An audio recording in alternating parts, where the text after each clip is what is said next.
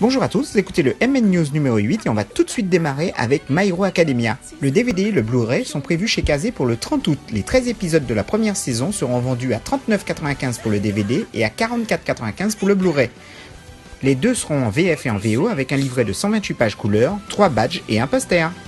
Resident Evil Vendetta, qui pour l'instant n'avait été diffusé qu'en avant-première au Grand Rex, a apparemment enfin une date de sortie française. Selon Allociné et DVD FR, ça sera le 6 septembre que Sony Pictures va vous le proposer en Blu-ray et en DVD 2 disques. Voilà. L'opération Éventail Pika vient tout juste de faire son retour en librairie. Il sera disponible aussi sur le stand Pika à Japan Expo. Cette année, il y a 6 modèles qui sont proposés. L'Attaque des Titans, les Brigades immunitaires, Lovely Air, Seven Deadly Sins, Dystopia Ri et To You Eternity. Atanime, de son côté, a annoncé pour Japan Expo une édition collector Blu-ray de la série Ghost in the Shell Standalone Complex. Les 2 saisons, soit 52 épisodes au total, plus les OVA, en VF et en VO, seront disponibles avec un livret de 144 pages, au total 3h45 de bonus, interview du réalisateur, une illustration de couverture inédite effet métallisé. La sortie officielle normalement est prévue pour septembre au prix de 149,95 €. Nobinobi s'attaque à un très gros roman de la littérature anglaise, puisqu'ils vont nous proposer le 28 juin en 308 pages l'adaptation en manga du roman Raison et Sentiment. Il sera au prix de 10,75 €.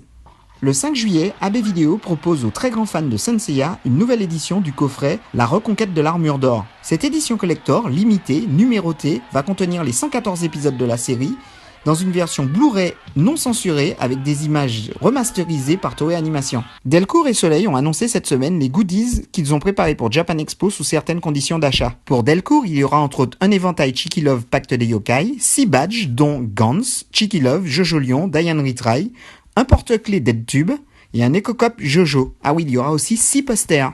Du côté de Soleil, ça sera sensiblement la même chose, un éventail Between You and Me et Love in Progress de l'autre côté, 6 badges dont Gamblin School, Teach Me Love, Between You and Me.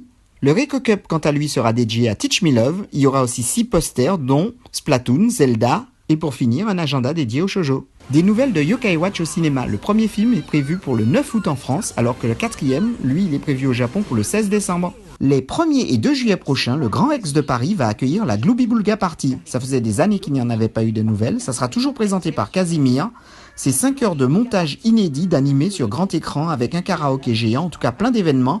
En ce qui concerne le prix des billets, ça sera entre 27 et 75 € pour le fan pack carré or. Ray, qui n'a pas le moindre souvenir de son enfance, va rencontrer une fille capable de manipuler les souvenirs. Et il va devoir la protéger contre des personnes dotées de super pouvoirs. C'est Meminis volume 1 et 2, et c'est prévu le 23 août chez Doki Doki. La sortie physique de l'anime Days est prévue pour le 19 juillet. Les 12 premiers épisodes de la série vont paraître en DVD à 24,99 € et en Blu-ray à 29,99 €. Les deux seront en VO sous-titré uniquement. Le premier épisode d'Infinite T-Force sera diffusé en avant-première à Japan Expo. La projection aura lieu le dimanche 9 juillet sur la scène Yuzu et sera accompagnée d'un message vidéo du mecha designer et du réalisateur. L'anime lui-même est une sorte de réunion des grands personnages de Tatsunoko. La série complète, quant à elle, est prévue au Japon pour le mois d'octobre. Et maintenant, c'est l'heure de la Minute de l'Otak et on va commencer par Chiron, le dragon mystique de Dragon Ball.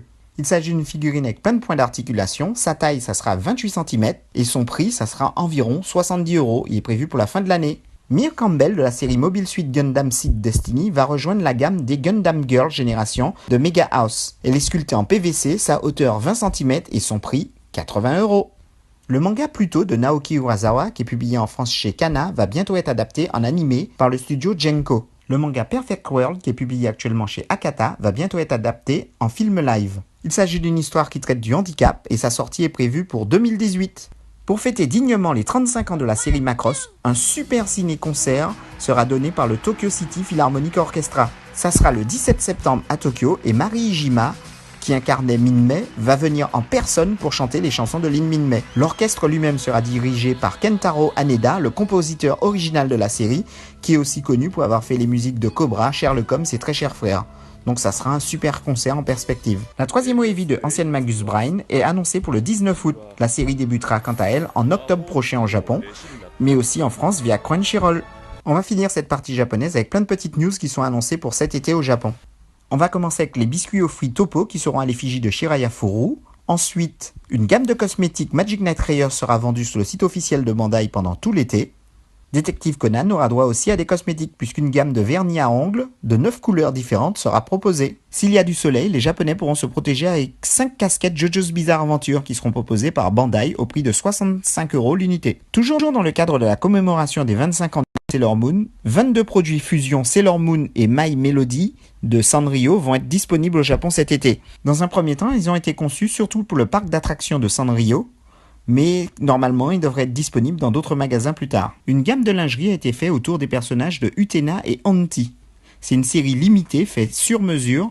Les précommandes seront prises pendant tout l'été et ça sera livré en octobre au prix de 90 € l'unité. On va rester avec Utena avec 2 parfums et 5 accessoires qui seront disponibles le 11 août, un pour Utena et un pour Anti. Le manga mix de Mitsuru Adachi a droit à une grosse campagne de promo pour la sortie du volume 11 au Japon. Ils ont même fait un spot TV pour annoncer que le volume 11 sera offert avec un sous-boc. Universal Studios au Japon est en train d'ouvrir une branche consacrée à Nintendo et surtout à Mario, puisqu'ils ont créé tout un village Super Mario World.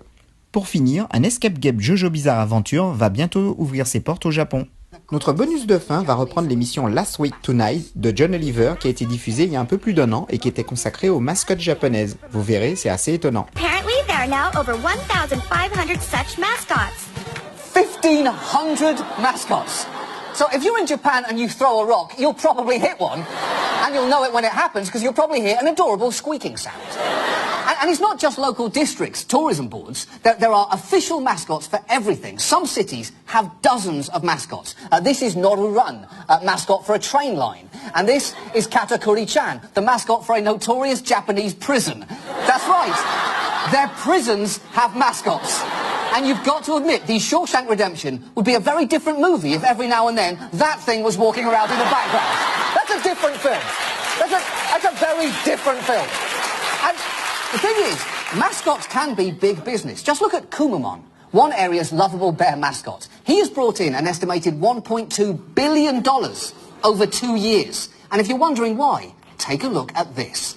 Kumamon, Kumamon, Kumamon, Kumamon, Kumamon, Kumamoto ga suki, Kumamon, Momon. That's it. I am done interacting with humans now.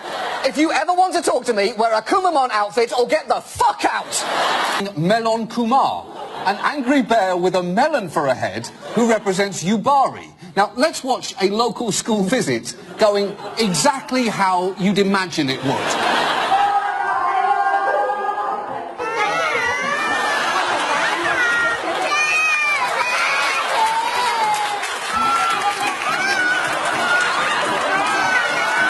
Je vous remercie d'avoir suivi ce MN News et je vous donne rendez-vous dans une semaine, mercredi prochain.